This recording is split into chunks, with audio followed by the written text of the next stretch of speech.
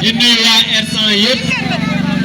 jiital ci le coordonnateur du comité électoral mon frère maa ngi lay nuyu di nuyu Maguette Kobar mais su ma ñëwee ba Thiès aussi fii le maire de Thiès Est fii la dëkk muy sama rakk di Ousmane Diagne sama rakk la mais tey jii yàlla def na politique du noonoo du xastante waaye nag ki nga xam ne aussi nee nañ ma parce que nit ñi aussi yàgg ñu xam ne sax fi la dëkk muy Amadou Ba mooy tête de liste waa Pastef te nag aussi maa ngi koy nuyu parce que nag jaaxle bi ñu jaaxle moo tax barki de moo jaay maa ngi gis benn xale boo xam ne xam naa ne nag warul wér noonu parce que moom dafa mel ne seen patron parce que ñu wax dëgg mu ne wane ay photo yoo xam ne dama ci ànd ak Amadou Ba ak ki nga xam ne moom mooy Ousmane Diagne ne Abdou Mbow dem na Pastef jàpp naa ne bu dee man rek man ngeen di séntu su leen yaakaaree xam ne du ngeen gis kenn parce que xam nga dañuy wax ne on ne dit jamais en politique mais man Abdou Mbow mën naa ko wax fii R100 je peux dire que jamais du ma ànd ak ñii parce que duñu ay nit ñu baax et dans la vie waa R100 nag am nañu loo xam ne mën nañ ko wax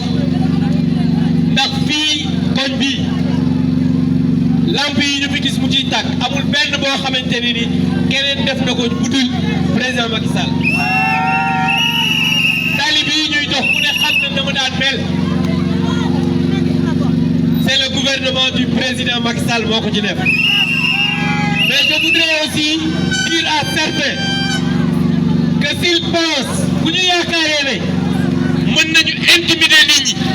wala nit ñi dañu am lu ñuy ragal bu yeboo ñu dem tëddi personne je dis bien personne ne peut nous intimider on va continuer à faire de la politique parce que tey jii depuis 8 mois ku ne xam na ne réew mi doxul ku ne xam na ne lépp lu ñu diggee defuñu ko